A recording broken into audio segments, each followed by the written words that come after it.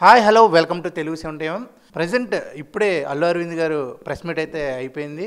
ఆయన highlight points ఏం చెప్పారు అంటే, మీరు మీడియాలో ఆ నలుగురు అని వేస్తున్నారు కదా, ఆ నలుగురికి నాకు అయితే సంబంధం లేదు, కానీ ఇప్పుడు నలుగురు కాదు 10 మంది 15 మందికి అయిగా పెరిగారు, నేను ఆ 15 మందిలో కూడా లేను అని చెప్పడం జరిగింది. అంతేకాకుండా ఇప్పుడు ఏపీ తెలంగాణ మొత్తం ఒక 1500 థియేటర్లు ఉంటే నాకు ఓన్లీ 15 థియేటర్లు మాత్రమే ఉన్నది.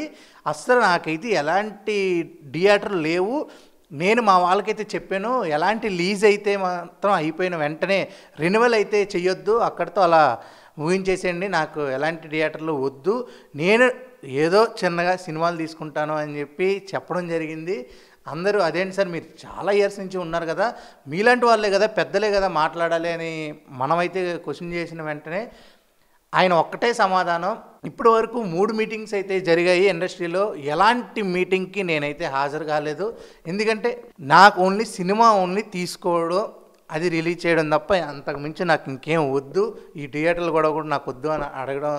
అంటే ప్రెస్ వాళ్ళు ఎంత అడిగినా సరే ఆయన సమాధానం అయితే ఎట్లనే చెప్పారు. పాప్కార్న్ విషయంలో కూడా పాప్కార్న్, ఈ సమోసాలు, అలాంటి వాటర్ బాటిల్స్ ఇవి చాలా కాస్ట్ ఎక్కువ అయ్యాయి, అవి కొంచెం తగ్గించినా సరే మళ్ళా సినిమాకి చాలామంది వస్తారు అని చెప్పడం జరిగింది.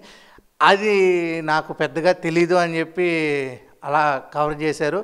అంతేకాకుండా ఓటీటీకి ఒక 50 రోజుల తర్వాత, నిజంగానే 50 రోజుల తర్వాత కనుక ఓటీటీలో వస్తే సినిమా అయితే బాగుపడుద్ది అని చెప్పి అందరికీ తెలుసు. ఎందుకంటే అందరూ థియేటర్కి అయితే వెళ్ళే చూస్తారు.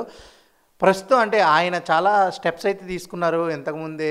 ఇప్పుడు ఇలాంటి మూవీ రూల్స్ కానీ, అలాగే చాలా సైట్స్లో ఆన్లైన్లో హై క్వాలిటీ మూవీస్ అయితే వచ్చేస్తాయి రిలీజ్ అయిన 1 మంత్కి.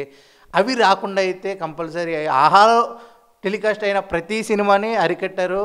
అలాంటి పెద్దవాళ్ళే కంపల్సరీ ఇలాంటి చిన్న చిన్న ఇష్యూస్ని సాల్వ్ చేస్తే బాగుంటుందని మనం అందరం అయితే కోరుకుందాం. అంటే కొన్ని ప్రశ్నలు అయితే వస్తున్నాయి, ఏమంటున్నారు, ఇప్పుడు ఓటీటీకి 50 రోజుల తర్వాత ఇస్తే ఒకవేళ హిట్ అయిపోయిన బ్లాక్ బస్టర్ అయిన సినిమాలకి డబ్బులు వస్తూనే ఉంటాయి.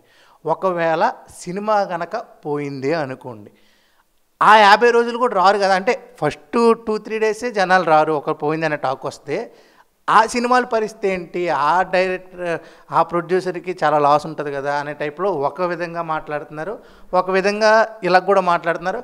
ఎట్ లాస్ట్ మనకు కావాల్సింది ఏంటి, సినిమా ఇండస్ట్రీ, సినిమా బాగుపడాలి.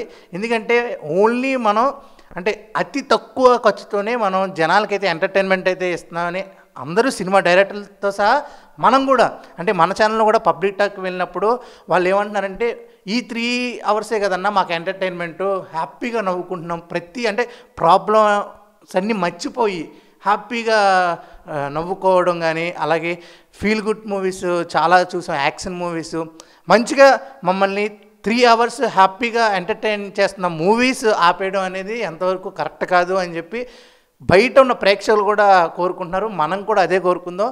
కంపల్సరీ సినిమా ఎప్పటికైనా బతకాలి, సినిమా బతకాలి. Thank you. And cameraman Ashraf, Aditya, signing off. Bye bye.